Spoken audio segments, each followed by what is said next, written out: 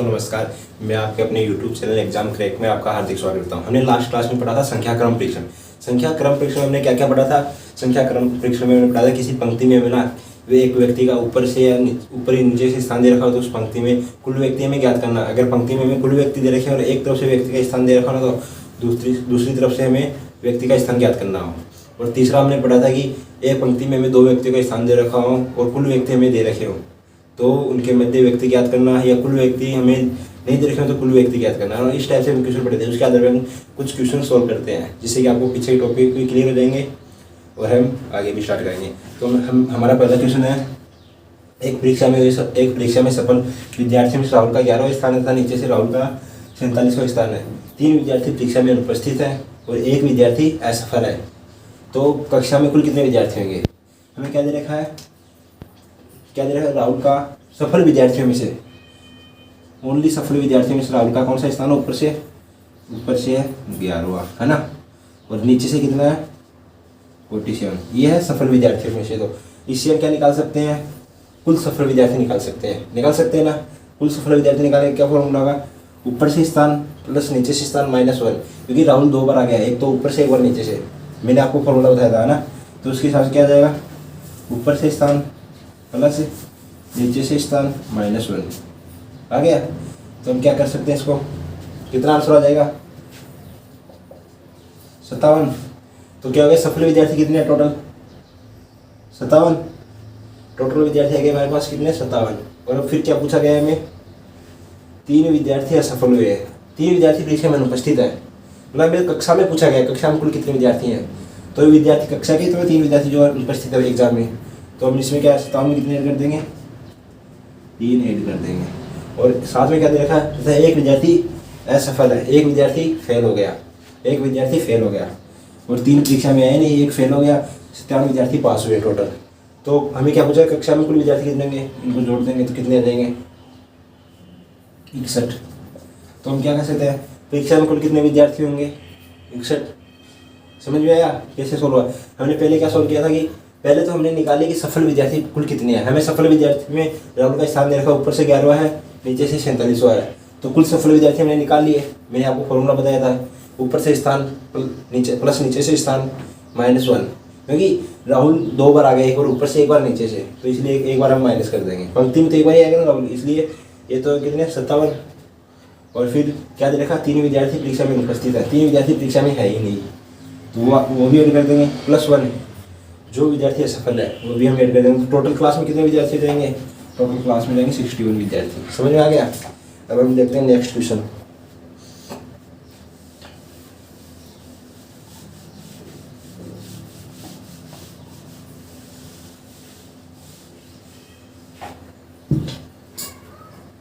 Question number 2 हम देखते हैं, जिससे कि आपको और अच्छे से क्लियर हो जाएगा। एक कक्षा में सफल हुए लड़कों की सूची में राजन का 11वां स्थान है। एक कक्षा में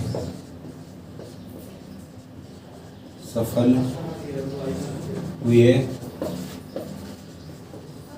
विद्यार्थियों में राजन का 11वां स्थान है और नीचे से वह 31वें स्थान पर है। और नीचे से वह 31वें स्थान पर है। 3 लड़कों ने परीक्षा ही नहीं दी और एक फेल हो गया। तीन विद्यार्थियों ने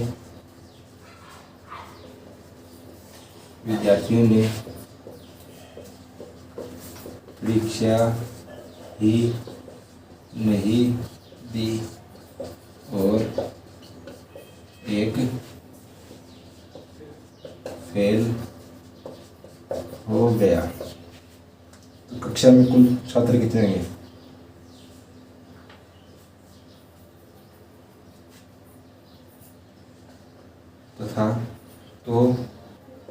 तो कुल विद्यार्थी कितने होंगे?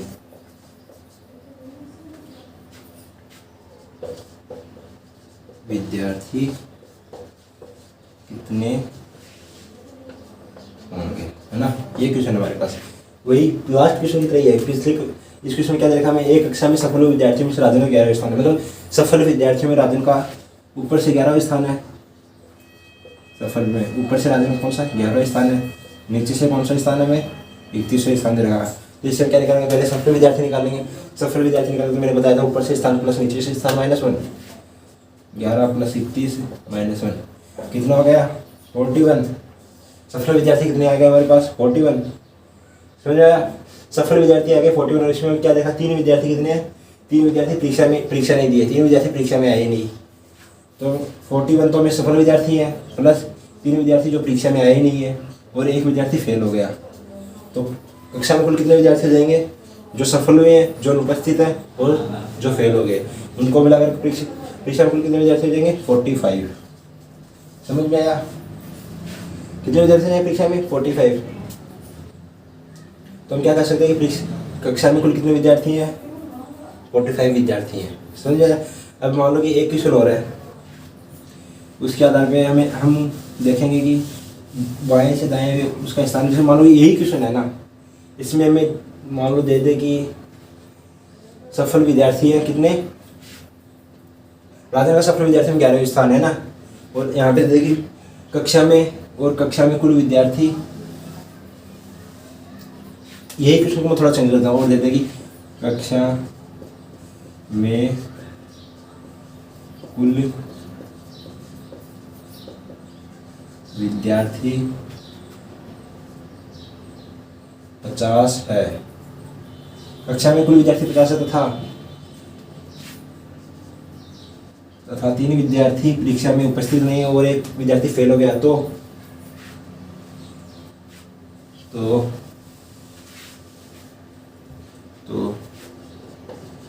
राजन का सफल विद्यार्थियों में नीचे से स्थान क्या दिया गया है इस क्वेश्चन में, देखना आप इसमें क्या देखा, एक कक्षा में सफल हुए विद्यार्थी में राजन का 11वां स्थान है ऊपर से, है ना, और कक्षा में कुल विद्यार्थी 50 हैं और 3 विद्यार्थी परीक्षा में सफल हुए तथा 1 विद्यार्थी फेल हो गया। तो पूछा गया राजन का ना जो सफल विद्यार्थी हैं कक्षा में, उनमें से नीचे से कौन सा स्थान होगा। तो पहले हम क्या देखेंगे, कुल विद्यार्थी कितने हैं 50 हैं, 50 में से फेल कितने हुए हैं, 1 फेल हो गया, फेल को हम निकाल दें क्योंकि सफल विद्यार्थी में नहीं आएगा। 50 में 1 फेल हो गया और कितने अनुपस्थित है, 3 अनुपस्थित हैं, ये भी हम निकाल देंगे इसमें से। तो ये कितना जाएगा, टोटल कितना हो जाएगा 46। कितने विद्यार्थी सफल हुए हैं परीक्षा में, कुल कितने विद्यार्थी सफल हुए हैं 46 विद्यार्थी सफल हुए हैं, समझ में आ गया। कितने विद्यार्थी सफल हुए हैं 46 विद्यार्थी सफल हुए हैं। अब हमें क्या दे रखा है कि राजन का 46 विद्यार्थियों में से ऊपर से कौन सा स्थान है 11वां स्थान है, तो हमें नीचे से स्थान क्या देना है, सफल विद्यार्थियों में से नीचे से स्थान क्या हम क्या करेंगे, कुल स्थान माइनस ऊपर से स्थान +1। ये हमारे पास मैंने आपको लास्ट क्लास में फॉर्मूला बताया था कि अगर हमें कुल विद्यार्थी कुल पंक्ति में कुल व्यक्ति हमें दे रखे हों और उसमें एक तरफ से व्यक्ति का स्थान दे रखा हो तो दूसरी तरफ से व्यक्ति का स्थान ज्ञात करने के लिए फॉर्मूला लगेगा। क्या फॉर्मूला लगेगा, कुल स्थान माइनस एक तरफ से स्थान +1। मैंने आपको एक फॉर्मूला बताया था, उसके आधार पर इसका वो क्या आंसर क्या हो जाएगा देखते हैं। 46 तो सफल विद्यार्थी हैं, 11 राजन का ऊपर से स्थान है +1, तो इससे कितना जाएगा 36। तो हम क्या कह सकते हैं कि राजन का नीचे से कितना स्थान होगा सफल विद्यार्थियों में 36 कितना होगा, तो हम क्या कहते हैं राजन का सफल विद्यार्थियों नीचे से स्थान होगा 36। अब आप थोड़ा सा अनुमान लगा लीजिए आंसर सही है गलत, उसे हम जल्दी। लास्ट क्लास में हमारे पास कुल विद्यार्थी कितने आए थे, लास्ट क्वेश्चन में कितने आए थे 45 आए थे। इसी क्वेश्चन में जब मैंने क्या पूछा था कि कुल कितने विद्यार्थी है तो उसमें कितने आए थे 45 आए थे, तो मैंने 5 विद्यार्थी बढ़ाए हैं, 5 विद्यार्थी बढ़ाए हैं ना, कक्षा में मैंने 50 कर दिया कुल विद्यार्थियों में। तो राजन का स्थान भी 5 बढ़ गया नीचे से, क्योंकि पहले 31 था पिछले क्वेश्चन में, अब 36 हो गया, तो हम कह सकते हैं हमारा आंसर भी सही है। समझ में आ गया। केस और क्वेश्चन मैंने आपको करवा दिया कि कुल व्यक्ति ज्ञात करने वाला क्वेश्चन भी करवा दिया, और अगर कुल व्यक्ति दिए हुए हों तो एक तरफ से स्थान दिया तो दूसरी तरफ से स्थान ज्ञात करना, वो क्वेश्चन भी करवा दिया। तो अब हम देखेंगे कि अगर हमें व्यक्ति के दोनों तरफ व्यक्ति दे रखे हों तो उनके मध्य व्यक्ति ज्ञात करना, या कुल व्यक्ति दे रखे हों दोनों तरफ से व्यक्ति का स्थान दे रखा हो तो मध्य व्यक्ति ज्ञात करना, और मध्य व्यक्ति दे रखा और दोनों तरफ से व्यक्ति का स्थान भी दे रखा हो तो कुल व्यक्ति ज्ञात करना। इस टाइप से हम क्वेश्चन देखेंगे 2-3 क्वेश्चन, जिससे कि हमें वो टॉपिक भी अच्छे से क्लियर हो जाएगा, है ना। हम देखते हैं क्वेश्चन नंबर 3 में।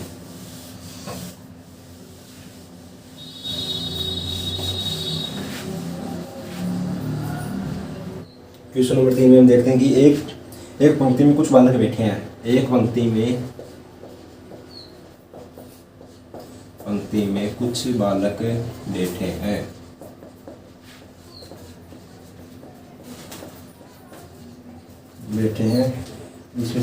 जिसमें से पी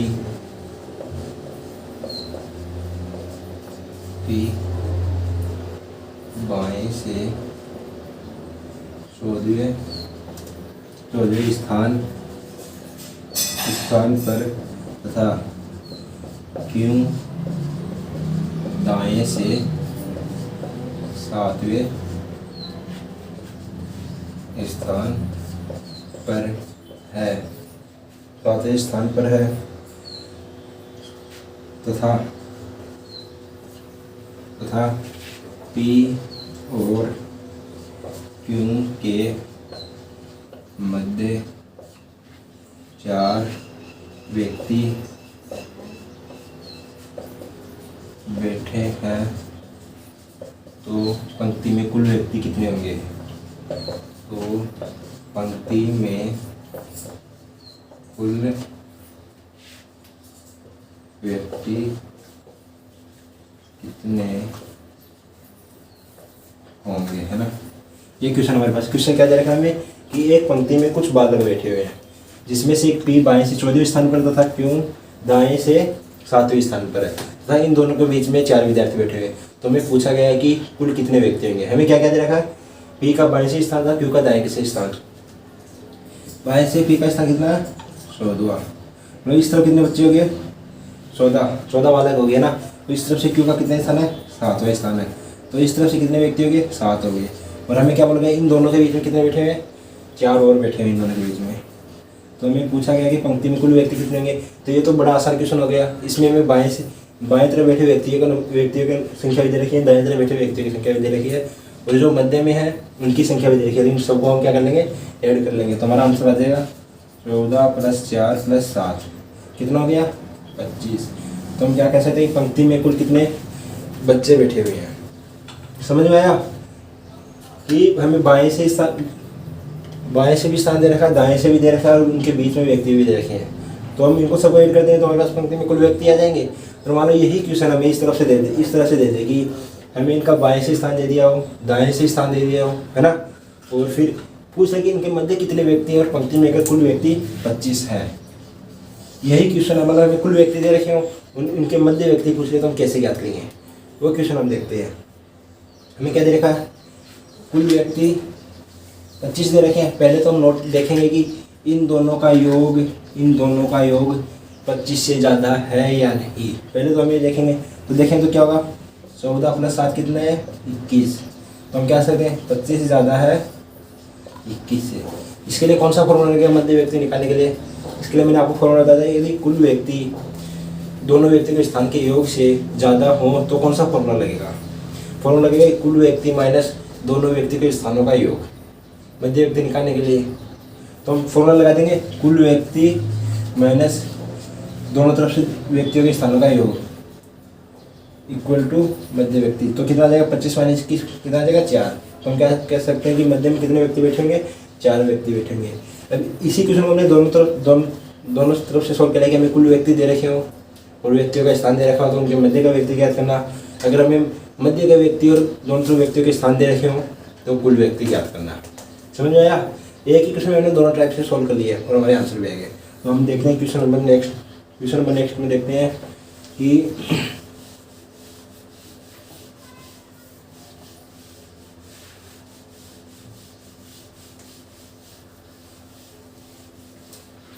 क्वेश्चन नंबर नेक्स्ट में देखते हैं कि एक पंक्ति में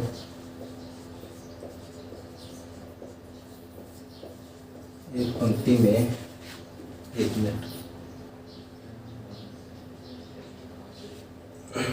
पंक्ति में समीर 25वें, समीर दाएं से 25वें स्थान पर है, दाएं से 25वें स्थान पर है तथा सुनील बाएं से 23वें स्थान पर है, बाएं से 23वें स्थान पर है, बाएं से कौन से स्थान पर, 23वें स्थान पर है। तो इन दोनों के बीच में उतने व्यक्ति बैठे हुए हैं जितने कि इन दोनों के बीच में, इन दोनों के बीच में कुल व्यक्तियों के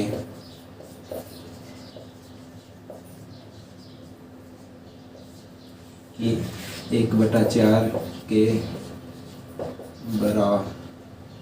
बराबर व्यक्ति बैठे हैं। तो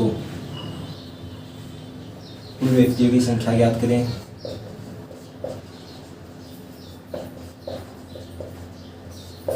की संख्या ज्ञात करें और मध्य में बैठे व्यक्तियों की संख्या ज्ञात करें। मध्य में बैठे व्यक्तियों की संख्या ज्ञात करें। हमें क्या दे रखा प्रश्न में कि एक पंक्ति में समीर दाएं से 25वें स्थान पर तथा सुनील बाएं से 23वें स्थान पर है। इन दोनों के बीच में कुल व्यक्ति, मतलब पंक्ति में जितने व्यक्ति हैं उनका 1/4 हिस्सा इन दोनों के बीच में बैठा हुआ है। तो हमें पूछा गया कि कुल व्यक्तियों की संख्या कितनी होगी, मतलब पंक्ति में कुल व्यक्ति कितने हैं उनकी संख्या पूछी गई है। दूसरा क्या पूछा कि जो मध्य व्यक्ति बैठे हैं वो कितने बैठे हैं, 1/4 के बराबर। तो उन व्यक्तियों की संख्या भी हमें पूछी गई है ना। तो हम इसे किस टाइप से सॉल्व करेंगे देखते हैं। हमें क्या क्या दे रखा है, पंक्ति में समीर का दाएं से स्थान कितना है 25 और बाएं से सुनील का स्थान कितना है 23 और इनके बीच में कितने व्यक्ति बैठे हुए हैं 1/4 के बराबर, मतलब कुल व्यक्तियों के 1/4 के बराबर बैठे हुए हैं। तो हम कैसे सॉल्व कर सकते हैं कि 1/4 स्थान तो ये हो गया और ये दोनों कितने हो गए, इसके एक में से 1/4 गया तो कितना जाएगा 3/4। तो हम क्या कर सकते हैं कि ये दोनों तरफ जो व्यक्ति बैठे हैं उनका योग कितना होगा, पंक्ति में कुल व्यक्ति बैठे हुए उनके 3/4 के बराबर होगा। समझ में आ गया। तो क्या कर सकते हैं हम 23 + 25 किसके बराबर होगा 3/4 के बराबर। तो यहाँ से हम क्या निकाल सकते हैं, पंक्ति के कुल व्यक्ति की संख्या निकाल सकते हैं। देखते हैं हम कैसे निकालेंगे। इन दोनों का योग कितना हो गया 48 = 3/4, 3 से 48 गया कितना 16। तो हम क्या कर सकते हैं कि 16 × 4 = 64 = 1। तो हम क्या कर सकते हैं कि पंक्ति में कुल व्यक्ति कितने बैठे हुए हैं, पंक्ति में कुल कितने व्यक्ति बैठे हैं 64 व्यक्ति बैठे हुए हैं। समझ में आया होगा आपको मैंने कैसे किया। हमें क्या दे रखा है कि मान लो पंक्ति में कुल 1/4 एक व्यक्ति है, तो इसमें से क्या बोला कि अंदर कितने, इन दोनों व्यक्तियों के बीच में कितने व्यक्ति बैठे हुए हैं 1/4, मतलब एक का 1/4 हिस्सा निकाल देंगे। ये तो मध्य में बैठे हुए हैं, तो दोनों तरफ बैठे व्यक्तियों की संख्या कितनी जाएगी 1/4 निकाल देंगे कितना होगा 3/4, 3/4 के बराबर होगी दोनों तरफ बैठे व्यक्तियों की संख्या। तो दोनों तरफ कितने व्यक्ति बैठे हुए, इस तरफ तो 23, इस तरफ 25, तो इनका योग किसके बराबर हो जाएगा 3/4 के बराबर आ जाएगा। तो यहाँ से हम सोल्व करेंगे तो क्या आ जाएगा, यहाँ से हम सोल्व करेंगे तो क्या आ जाएगा, तो ये कितना आ जाएगा 64। तो हम क्या कर सकते हैं, पंक्ति में कुल व्यक्ति कितने हो गए, कुल हो गए 64। अब हमें क्या दे रखा, मध्य के व्यक्ति की संख्या ज्ञात करनी। मध्य के व्यक्ति की संख्या हम कैसे ज्ञात करेंगे, इसका 1/4 कर देंगे, कुल व्यक्ति का 1/4 तो हमें दे रखा है, 1/4 कितना हो जाएगा 16। तो हम क्या कर सकते हैं कि इसके मध्य में कितने व्यक्ति बैठे हुए हैं 16 व्यक्ति बैठे हुए हैं। समझ में आया कि इसमें हमने ना मध्य में बैठे व्यक्ति की संख्या भी ज्ञात कर ली, कुल व्यक्ति भी ज्ञात कर लिए, और कैसे ज्ञात किया वो मैंने आपको समझाया। एक बार फिर से देख लेते हैं इसी क्वेश्चन को। क्या देखा है, एक पंक्ति में समीर दाएं से 25वें स्थान पर है, दाएं से 25वें स्थान, मतलब दाएं तरफ से कितने व्यक्ति बैठे हैं, टोटल 25 व्यक्ति बैठे हैं, तथा बाएं से सुनील 23वें स्थान पर है, बाएं तरफ से कितने व्यक्ति है 23 व्यक्ति बैठे हुए हैं। और क्या दे रखा कि इन दोनों के बीच में जो व्यक्ति बैठे हुए हैं ना, उनकी संख्या पंक्ति के कुल व्यक्तियों के 1/4 के बराबर होगी। 1/4 के बराबर होगी, तो हम क्या कह सकते हैं कि ये संख्या किसके बराबर होगी, ये तरफ ये वाली किसके बराबर होगी, 3/4 के बराबर होगी, क्योंकि ये 1/4 के बराबर है, तो इन दोनों दोनों तरफ की संख्या कितनी होगी, 3/4 के बराबर होगी। 3/4 के बराबर होगी तो हमने सोल्व किया यहाँ से हमारी कुल व्यक्तियों की संख्या आ गई। कुल व्यक्तियों की संख्या आई, तो अब कुल व्यक्तियों के बाद में हमने क्या निकाला कि जो मध्य में व्यक्ति बैठे हैं वो कितने होंगे, संख्या पूछी उनकी। 1/4 तो हमें दे रखा है, लेकिन हमें उनकी संख्या पूछी, तो हम इसका 1/4 कर देंगे। 1/4 कर देंगे तो क्या कर सकते हैं, मध्य में कितने व्यक्ति बैठे हैं, 16 व्यक्ति बैठे हुए हैं। समझ में आया आपको ऐसे क्वेश्चन। अब हम पढ़ते हैं हमारा नेक्स्ट टॉपिक। हमारा नेक्स्ट टॉपिक क्या है वो हम देखते हैं।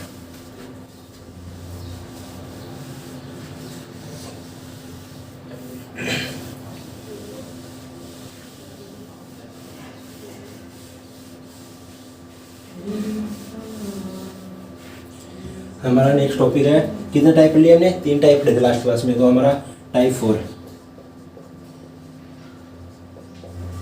4 हम देखेंगे कि स्थान परिवर्तन के आधार पे क्वेश्चन, मतलब व्यक्ति अपने स्थान परिवर्तन कर लेते हैं तो उसके आधार पे कैसे क्वेश्चन आते हैं।